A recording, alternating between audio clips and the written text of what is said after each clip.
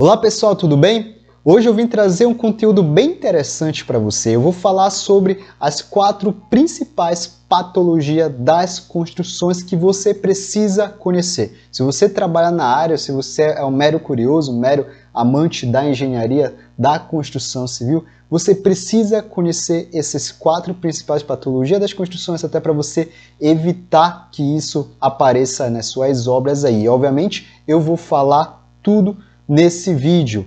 Meu nome é Thiago Ribeiro, sou engenheiro civil da RV Construções e Perícias e bora lá descobrir quais são essas 4 patologias das construções que você com certeza precisa conhecer.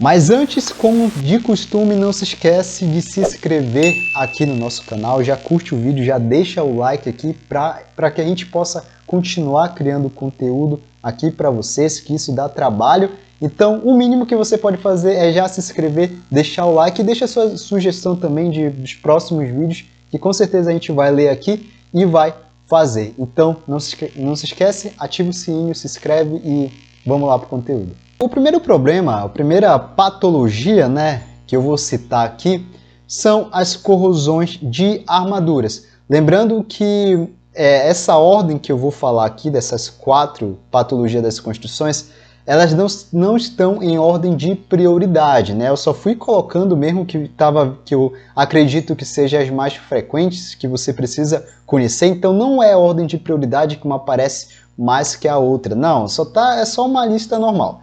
Então, a corrosão de armadura. A corrosão de armadura ela é um processo de desagregação da estrutura. Ela não é uma patologia e nem uma manifestação patológica. Aliás, isso é importante que vocês saibam. Patologia ela é o estudo das doenças das construções, ela é a ciência. Manifestação patológica ela é um sintoma, ela é a fissura, ela é a ferrugem, a camada ferruginosa, ela é as manchas que aparecem, ela é um sintoma que está acontecendo algum problema ali.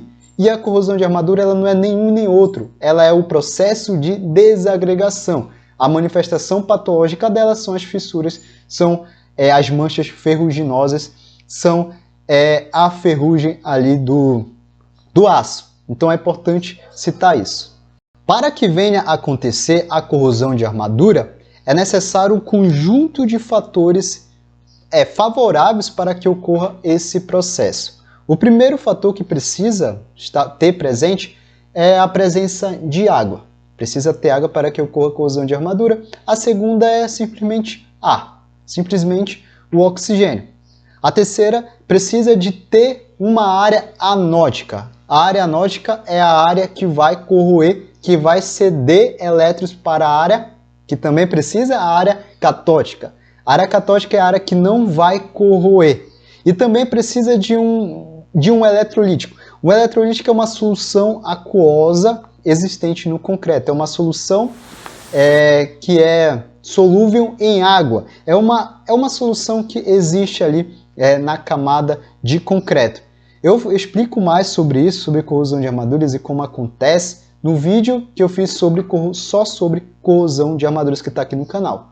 Essa corrosão ela pode ocorrer de forma localizada, que é mais conhecida como corrosão por pits, que acontece ali pela presença de íons cloretos, Em uma região marinha isso acontece muito mais por causa da névoa salina. Também tem vídeo no canal só sobre cloretos, eu vou deixar aqui para você, confere lá que tá demais esse vídeo só sobre corrosão causada por cloretos.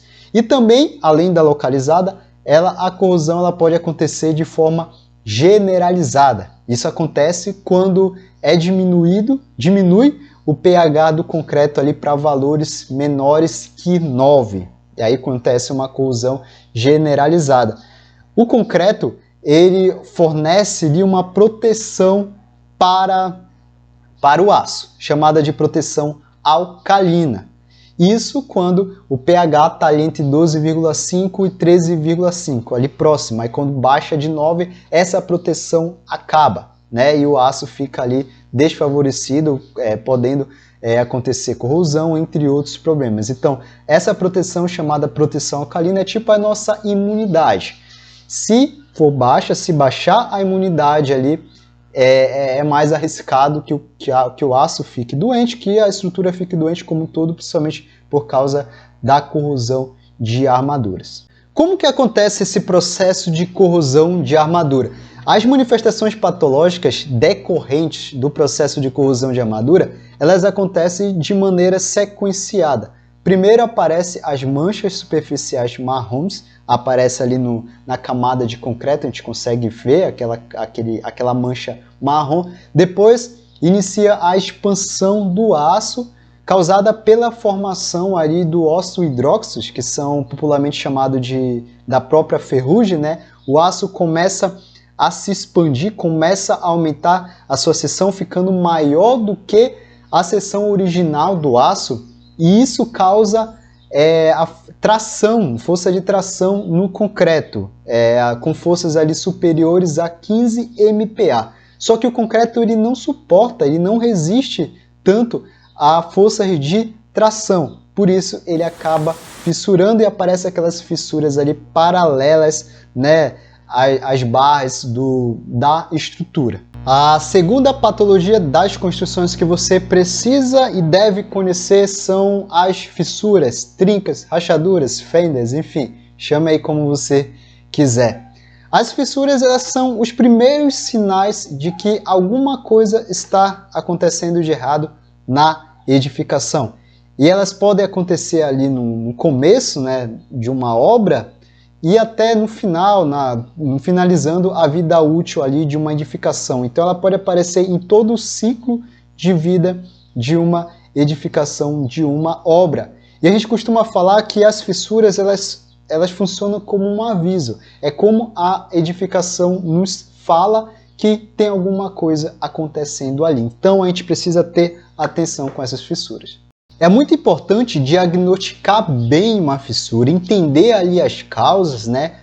Verificar ao redor o que poderia causar aquela fissura, porque se for indicado um reparo inadequado e for feito esse reparo, além de não solucionar, isso pode ainda piorar o que está acontecendo ali, aquela situação. Então é importante entender a causa e sanar a causa, porque se você fizer um tratamento sem entender a causa da fissura, você está apenas realizando uma maquiagem ali. O problema ainda existe e a fissura vai voltar a aparecer. E aí existem várias causas para o aparecimento de fissuras, como a própria corrosão de armaduras, que eu falei aqui, a expansão do aço causa uma força de tração ali no concreto que causam as fissuras na camada de concreto. A sobrecarga na estrutura também é um causador de fissuras, né? Quando tem uma sobrecarga ali por erro de projeto, enfim, outras causas. A estrutura, a edificação nos avisa que ali está ocorrendo uma sobrecarga, por isso está aparecendo, está fissurando o concreto. Falta de verga e contra-verga também é um caso que aparece fissuras. Variação de temperatura, né? Principalmente em cobertura ali na platibanda, né? Você tem de dia fica muito quente, à noite fica muito frio. Essa variação de temperatura causam sim fissuras. A falta de amarração também entre vedação e estrutura, os materiais se movimentam de maneira diferente e aí fissura na interface entre eles. Enfim, existem várias causas para o aparecimento de uma fissura. É interessante pesquisar, diagnosticar e estudar o que pode ser a causa para aquela fissura ali que você quer tratar. A terceira doença das construções que eu vou falar aqui são as infiltrações, né? Provavelmente esse é o caso mais frequente nas casas, né? Quem nunca viu uma infiltração, algum problema de umidade em uma residência aí no Brasil? Até, aliás, eu quero saber, comenta aqui se você já viu, se você não viu. Esse problema, ele é muito comum, né? E ele é um agravante para outras manifestações patológicas. A infiltração causa outras manifestações patológicas, como a corrosão de armadura, como as eflorescências, como o bolor, como o espracamento ali de revestimento, de pintura, enfim, entre outros.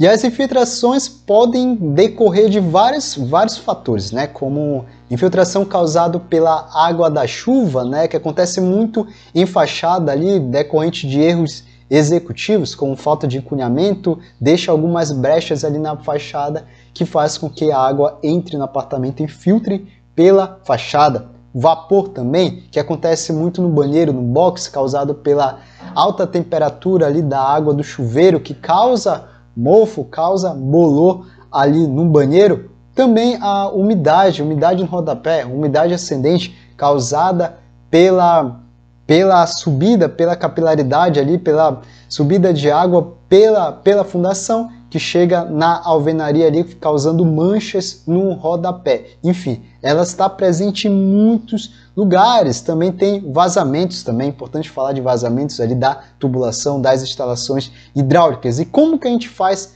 para evitar esses problemas de infiltração? Para a gente evitar isso, é claro, a gente precisa de um bom sistema de impermeabilização indicada para cada caso, para cada situação, né? Não posso pegar um sistema de impermeabilização aqui e usar ali no outro local. Cada sistema de impermeabilização precisa ali de uma área adequada para o seu uso. E, obviamente, para que ocorra o acerto, né, a gente acerte o sistema de impermeabilização, a gente precisa de um projeto de impermeabilização, o que é muito difícil a gente encontrar em obra, projeto de impermeabilização. Os construtores, eles negligenciam muito essa parte de impermeabilização ainda nas edificações. Por isso que a gente vê muitos problemas ainda de infiltrações nas edificações no Brasil.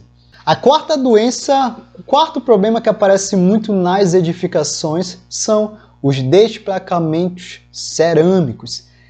Muitas construtoras estão até parando de utilizar esse sistema, o revestimento cerâmico, pela quantidade de manifestações patológicas que esse sistema está causando. Só que o problema nem sempre está no produto em si.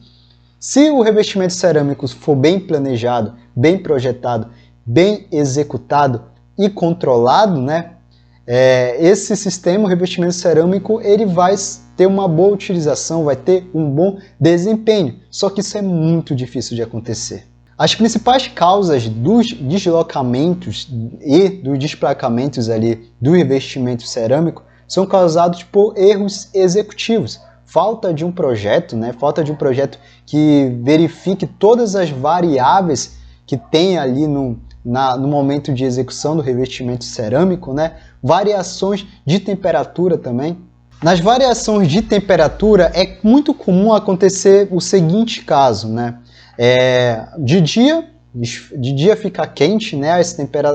O revestimento cerâmico ele se alonga, ele fica maior, e à noite ele contrai, ele fica menor. Essa movimentação causa ali um cisalhamento entre as duas peças se tocam, e isso acontecendo sempre pode causar, né? Eu tenho duas placas aqui, né? E elas se encostam no momento que uma se alonga e fica contraindo e tal, e uma pode empurrar a outra, pode tirar a outra, né? Você está variando aqui, uma empurra a outra e causa o desplacamento cerâmico. Isso também acontece em fachada, quando eu tenho um revestimento com uma cor mais escura e outra com uma cor mais clara. A cor escura ela absorve mais calor, ou seja, ela vai dilatar mais, enquanto a cor mais clara ela absorve menos calor. Essa diferença de variação de temperatura entre elas vai causar o desplacamento. Uma vai empurrar a outra. Outro caso é o preparo incorreto da base de assentamento do revestimento cerâmico. Essa base ela tem que ser bastante rugosa, né? A gente tem que fazer um preparo ali, e o revestimento ele deve ser assentado com argamassa colante. Tem uma prática muito comum, né, que o pessoal adota muito, que é a substituição do revestimento da pintura para colocar um revestimento cerâmico, substituir a pintura por revestimento cerâmico. Só que como o pessoal ali eles fazem essa execução? Eles realizam o apicoamento ali, né, da pintura, faz o apicoamento, e com isso eles já chegam assentando. Essa prática está completamente errada. Futuramente vai desplacar esse revestimento. O certo é retirar todo o revestimento de pintura, retirar toda essa pintura e fazer uma regularização da base nos pontos que são necessários, né? A gente não pode só apicoar, a gente precisa tirar a pintura para garantir a aderência da minha placa cerâmica com a minha base, com o substrato. E outro caso que necessita de atenção e que eu falo aqui é em relação à dupla colagem. A NBR 13755 e também a NBR 13754, elas recomendam a dupla colagem. O que é dupla colagem? Dupla colagem é quando você coloca a argamassa colante no tardós da peça, na peça e também no substrato. Você está realizando dupla colagem, você está colando duas vezes. E ela recomenda que faça isso em peças maiores que 900 centímetros quadrados, quando tem uma peça com uma área maior que 900 centímetros quadrados, isso para a área interna. Falando de fachada, a gente precisa realizar a dupla colagem quando a gente tem uma peça com uma área maior que 400 centímetros quadrados. Então, é recomendação da norma, a gente precisa realizar a dupla colagem, que a gente vê muitos erros por causa da falta disso. Pessoal, o conteúdo de hoje foi esse. Não se esqueça de se inscrever aqui no nosso canal. Já curte o vídeo? Já não, tem que curtir o vídeo. Se inscreve aqui no nosso canal. Comenta aqui, eu quero saber a sua opinião sobre esse vídeo. Quero saber se você fez e faz dupla colagem. Enfim, comenta aqui, se inscreve, ativa o sininho e vai lá no Spotify. Também tem a RVCast, que é o podcast da RV Construções e Perícias, no qual a gente conversa com vários especialistas da engenharia, do mundo da construção, enfim, empreendedores. Cara, é um animal, acho que você precisa conhecer. Se inscreve e eu te espero no próximo vídeo. Até a próxima. Tchau.